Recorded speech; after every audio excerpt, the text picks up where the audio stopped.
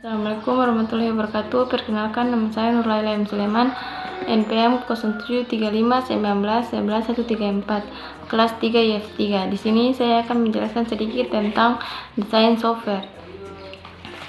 Definisi desain software yang pertama itu merupakan suatu proses mendefinisikan arsitektur, perangkat lunak, komponen, modul antarmuka, pendekatan pengujian, serta data untuk memenuhi yang sudah ditentukan sebelumnya. Definisi selanjutnya yaitu proses tahap di mana semua kebutuhan yang ada diterjemahkan menjadi suatu cetak biru yang akan digunakan untuk mengkonstruksi perangkat lunak. Prinsip desain software yang pertama adalah proses yaitu serangkaian langkah-langkah untuk menggambarkan semua perangkat lunak yang dibangun. Hal ini menunjukkan kegiatan-kegiatan yang dilakukan untuk membuat diagram yang menggambarkan seluruh aspek dalam membangun perangkat lunak. Prinsip kedua yaitu model menunjukkan membuat representasi perangkat lunak berupa detail tentang arsitektur perangkat lunak, arsitektur data antarmuka, dan komponen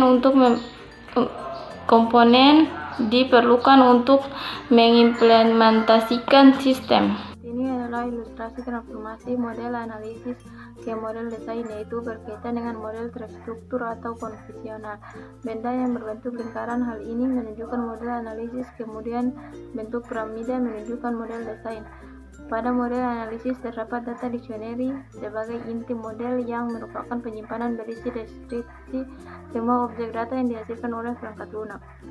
Di bagian luarnya terdapat entity relationship diagram yang menggambarkan hubungan antara objek data berupa rotasi yang dapat digunakan untuk melakukan aktivitas pendekatan data. Selanjutnya di letak ini terdapat data flow diagram yang merupakan diagram yang mengidentifikasi bagaimana data mengalir pada suatu sistem. Diagram ini juga menunjukkan tentang bagaimana fungsi-fungsi pada sistem memindahkan aliran-aliran data. Selanjutnya di sisi lain terdapat state transition diagram yang menunjukkan bagaimana sistem berlaku akibat terjadinya eksternal, ditunjukkan berupa model tingkah laku sistem dan cara mentransisi dari satu step ke step yang lainnya. Pada bagian luar terdapat positional tentang proses kontrol dan juga tentang data project description. Untuk membuat desain software yang pertama ada desain yang namanya kegiatan ini dibutuhkan data dictionary. Untuk membuat data desain maka diperlukan data dictionary dan entity relationship diagram. Kemudian untuk menyusun arsitektur desain membutuhkan data flow diagram. Kemudian untuk membuat interface desain membutuhkan data flow juga. Selanjutnya untuk komponen level membutuhkan kata transisi dan juga proses specification. Berikut juga merupakan penjelasan singkat tentang model desain. Assalamualaikum warahmatullahi wabarakatuh. Perkenalkan, nama saya Juweri Abdurrahman, MPM 0735191129. Di sini saya sebagai pemateri kedua akan membacakan materi keempat dari hasil materi kami. Materi keempat, desain data, menunjukkan struktur tabel pada data dan base yang diperlukan untuk mengonstruksi perangkat lunak. Desain data ini ditunjukkan berupa konseptual, data model, dan juga physical data model. Inti dari desain data yaitu menggambarkan skema relasi antara objek data. Materi kelima, arsitektur desain.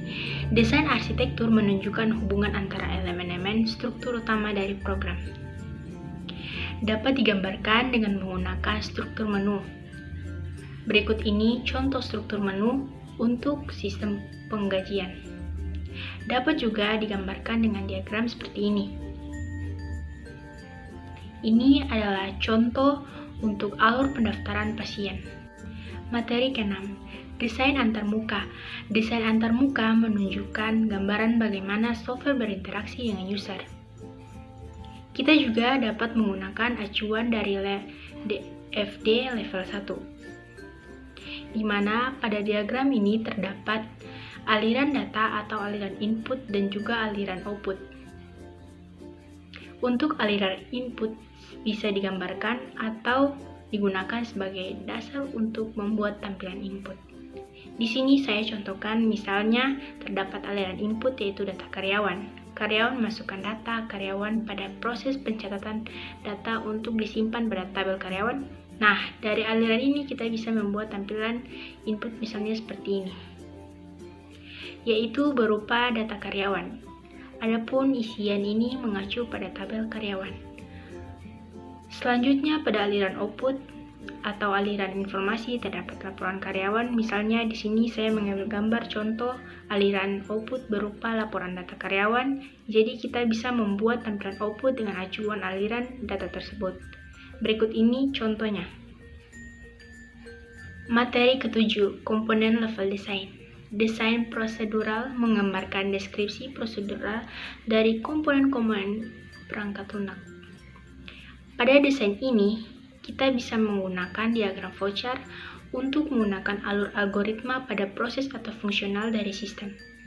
Ini adalah contoh untuk alur kondisi. Kemudian ini adalah contoh dari sequential atau arus terurut. Tentu saja masih banyak menggunakan diagram flowchart. Sekian, terima kasih. Lebih dan kurangnya kami mohon maaf. Wabillahi taufiq wal hidayah. Wassalamualaikum warahmatullahi wabarakatuh.